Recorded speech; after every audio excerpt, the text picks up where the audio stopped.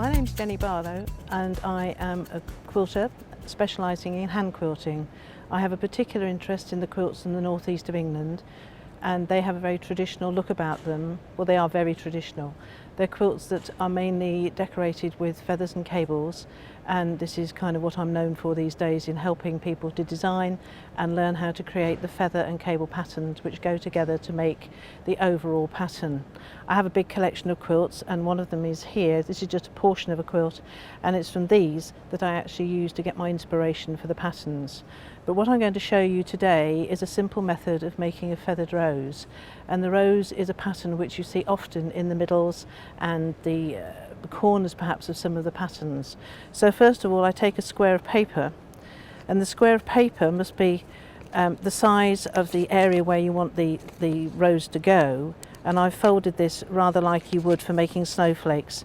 So I've folded in half, again diagonally, and then a third time, and then very carefully. And because I do these things instinctively, I don't worry too much, because I can smarten up the design and the shape later. So I'm opening that up now, having taken away my portion, to give me my first pattern, like so. But equally, we can do this small. So with a smaller piece of paper, I'll repeat the fold in half, half again, again, and again. This now will make a much smaller wreath and rose, which will be easier for me to show you. Just making a slight adjustment there. So with that, I've now opened out, and with my pencil I can now spend a moment or two drawing my rose shape, like so. But turning it over, we can use it for other patterns, and I'm hoping that this pencil will show on here. Not terribly well, but this is how we're going to create the curves. To make the feathered wreath, we do exactly the same, and I'll use a different colour piece of paper this time,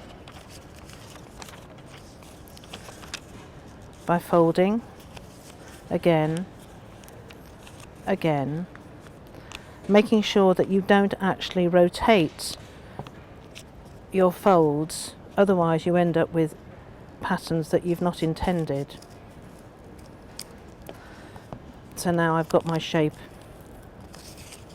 and we'll be able to see more clearly this time. More time makes for more perfect curves. And when we get to the end, you can see that we've actually created our rose.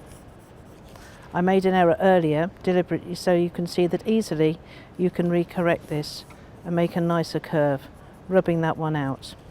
Once you've got your pattern sorted, it's easy to transfer to the fabric, because if you lay your fabric over the top, as I've got some calico here, you're able to see your motif underneath and then trace your pattern through. To continue and make this into a wreath, the same fold applies, and I'll just fold this back on itself to show you again. When you've got to that level of fold, we open once and then take a curve off in the opposite direction, opposite to the outside curve, make a little balance mark, so I have somewhere to join to make the inside circle. Serves no other purpose other than just to give you a balance point.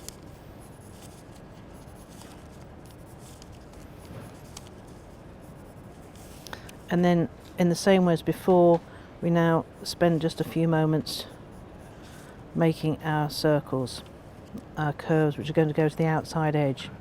You can see now by doing these marks on the paper, when we've gone all the way around, I've got this white one that I've done earlier. We've done our curves on the outside edge and the inside edge. That now we can use to transfer to our fabric, Again, just by laying the fabric over the top, we can trace the pattern through. And when I come up to make larger designs for quilts, I make lots of pieces of paper with the patterns, lay them out accordingly, and see how the balance is going with the design. And then in a moment we'll show you a very easy way of making a feather and a cable.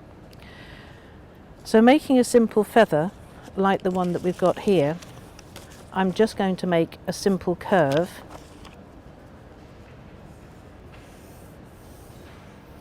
And then if I had a coin, but I don't, I'm just going to make a very simple shape around what I imagine is to be the edge of a coin. I'm just imagining the scale and the gauge of my feather.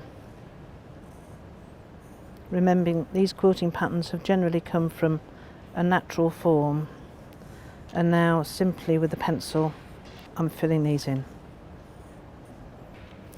Once you've got the outline drawn, and it's roughly how you want it to be, because the first drawing is never going to be what you end up using, because there'll be imperfections in things.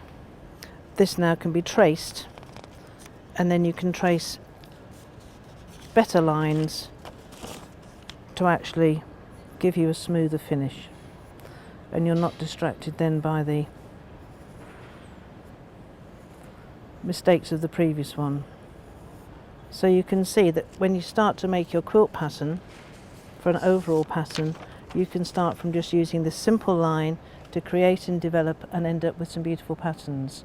And then on the next little bit that we're going to do, I'm going to do some simple patterns which are going to be the cables and then a feathered cable.